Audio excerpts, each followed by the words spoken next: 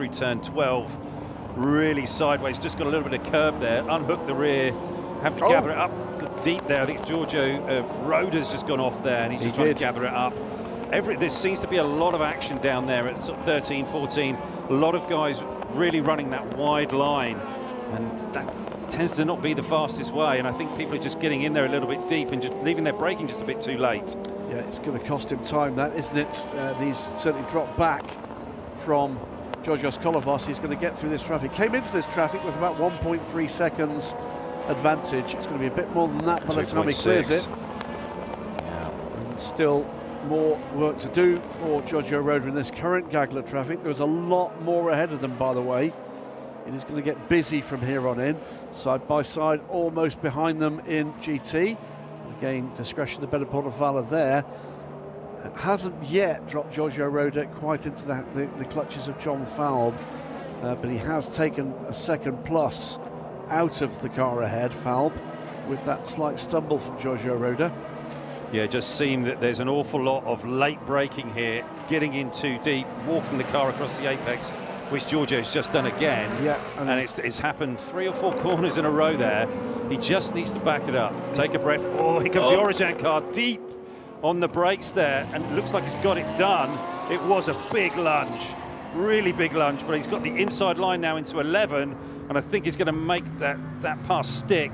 Nicely done, and I think he's going to be able to just slowly eke away. There's not much between these two cars, but that was a nice move. I'm liking the way this pair are racing, by the way. If we can get racing of this quality between this pair for the rest of these stints and for the rest of these races, these two are going to be fun to watch in the early stages. They are, absolutely. Just got to be thinking here, tyre life, managing that, seeing how this Michelin responds to a whole stint here at Sepang International Circuit, because we know that there's going to be big degradation here, possibly as much as 5 seconds of lap time are going to be lost from start to the end of your stint. And you could be right. So look at the gap, second to third. So it's got 2 LMP3 cars between this lead battling pair, and the third place car, which is Giacomo Petrobelli in the Icaricos Blackthorn car, number 56 for 1956. Because 2026 is 70 years since Icaricos took their first of 2 back-to-back Le Mans wins. That's what it's all about. It's celebrating an opportunity, and they're looking to take Icaricos, that famous name, back to Le Mans this year. To do that, they're going to have to win this championship. Yeah, they are. Just watching eyes on Giorgio Roda, and he's a little bit deep still in all of his break points and how he's coming in and carrying the speed. So that first phase of the corner, he just needs to, in my eyes, he just needs to back it up a little bit. It just seems like he's just a bit too eager, just a little bit too deep on the brakes. It is exclusively at the moment our bronze-ranked drivers in battles in all 3 of these classes, effectively all 3 of these races at the moment, but there are some big names to come later on in this race. The P2 bronzes, they can do 1 out, I believe. That's their minimum drive time. And then, but in GT, the minimum drive time for the bronzes is 1.5 hours. So it's, I think every crew, with everything settled down here, is now 3 drivers strong. Yeah. With a few additions to make as we arrived here, but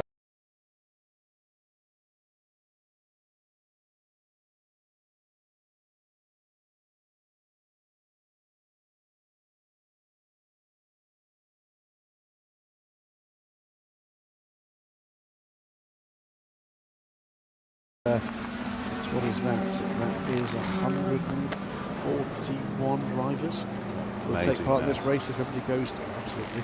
We'll go to the end here. Past you. Very little and that wide.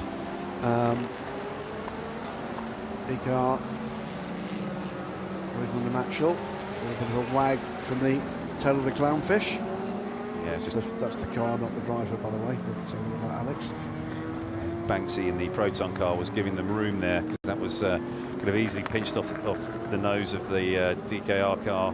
There's action everywhere here at the moment. Great stuff. We've got battling pairs and battling trios. To remind you, though, it is in Europols. Georgios Kolovos took the lead from Giorgio Roda a little while ago and has held that, actually, still 1.3 seconds. So Roda has pulled that gap. Oh no, it's just gone back up to 2.4 with a bit more traffic. So up and down a little with traffic going. But Roda under pressure now from John Fowle for second place. This group, which is the Crichton and Tudis led group, This is is for the top P10. 10. Yeah, P10, 11, 12. With Ponos Racing and High Class Racing. Crichton and Tudis, again, he just through 14, he was just a little bit wide and didn't quite get it back to the apex. And it just seems that that's a feature here with the P2 cars here today, is that they can't quite bear it down on the apex in the way that they want to, and the rear's just always wagging and moving. Or talking about rear wagging, certainly if some of this arrives, we can have plenty of rears wagging on the racetrack. We are indeed. High temperatures at the moment, but dark skies I'm hearing from a couple of our friends trackside. No investigation needed for the start, we're reassured. So the only thing that we're aware is under investigation is the cause of the incident at turn 2 that accounted for, we still have those 3 LMP3 cars on pit lane. 87's just slowly eking away in the GT class. The Orijan Motorsport is just pulling away from QMF by Get Speed, and I think that's just going to continue to grow there. As long as Wambo is looking after his tyres, I think that that's a smart move, and the Orijan car is in the box seat. Oh, it's nip and tuck here, and Roda's lost second spot there to John Fowle. John Fowle looking racy in this phase of the race. I think he's seen the opportunity that perhaps Giorgio Roda is... Did Roda just get a little bit bottled up there with a bit of traffic in the P3 I think, but I think he might be in a bit of conservation mode at this point. I wonder if he's getting a little bit of information from the pits about just the state of tyres. The rears look sketchy on that 5 car, and just the way that the car walked into that first part of turn 15, and then as he got on the throttle coming off. Porsche, by the way, having made it to the lead, is walking away from the MG now. So this is very strong part of the race at the moment from the 87 Origin Porsche. A couple of seconds up the road, isn't it? Yeah. Goes the 99 Corvette with the 54 Vista AF Corsa, as it's known in the FI World Endurance Championship, and indeed here in the hands of Thomas Fleur, Prince Geoffrey and Thomas Fleur. So the Prince here in his homeland, Thomas Fleur, whose daughter is married to a prince. Right. Ponos racing car trying to pick its way through this GT traffic all the time with the Nielsen car just in front. And they are just trying to be smart with it, pick their points. Get dragged into any contact. Spotted just a minor moment behind with the 92 Montai Porsche with the 22, the recovering Bernardo Souza. Souza, by the way, has not just recovered to the back of that pack, he's making his way back up through. He's passed Fred Pordad, we saw that earlier, also now past Miro Konopka and Daniel Schneider. And he's immediately making an impact on that battle for 10th place. So he's fired up. This is, with the exception of that pretty big mistake, impressive. Yep, he has been very impressive. He races very well, Bernardo. He gets the bit between his teeth, he gets in the groove, and he's excellent. Happy news for followers of LMP3. Back into the race comes the 85 RSGP car. Let's though, while we're watching this battle, go down and see David Addison. He's with Lauren Heinrich. Battle so far in GT, hasn't it? Lauren, Bob is doing an amazing job. Yeah, it's incredible, to be honest. I mean, for a bronze driver to go from P15 to P1, it's incredible. I mean, he sort of puts me under pressure because what he's getting out of the car is amazing, and it's incredible. So it's a great start to the race, great start to a season, but it's still a long race, and as we can see, there are also some clouds coming, so I think it will stay exciting. And I guess it's tough for Bob as well, because he's racing against the Mercedes, but also being lapped. The prototypes are all around him. He's looking forward, looking back. Yeah, I think that experience from last year pays off, because actually in this race, Bob was his first race last year with prototypes, so he gained a lot of experience, and now he can obviously use it. So he's doing a good job, not only driving on his own, but also in traffic.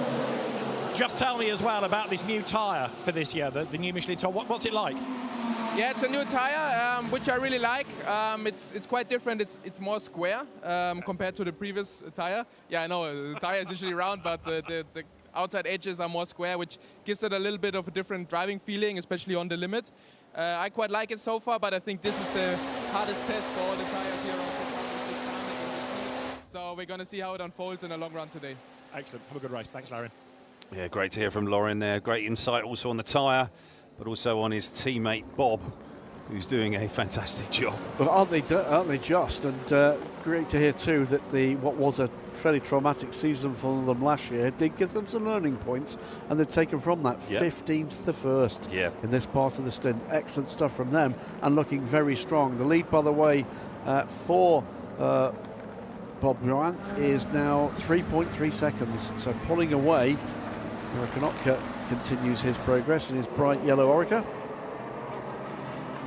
We're just hearing from David that there are a lot of black clouds around and the weather is closing in. We can see it just above the grandstand in that shot. That could arrive. If it does, trust me, you'll know about it, because it arrives fast and very wet indeed. We don't tend to get what we would term drizzle here, do we? Not really, but we did. It was just spotting a bit yesterday. It didn't really rain super hard. But yeah, let's wait and see. You never really know. It's one of the things that's predictable, is how unpredictable the weather is. Yes, it does make sense. Think about that one, ladies and gentlemen. Yeah, okay. Sorry. So wherever you are, by the way, in the world, welcome. Whether or not you're here in the region, in this case, good afternoon, but good night and good morning elsewhere around the world. And we know that you're watching in and listening in. We are 40 minutes bar some change into this first 4-hour race of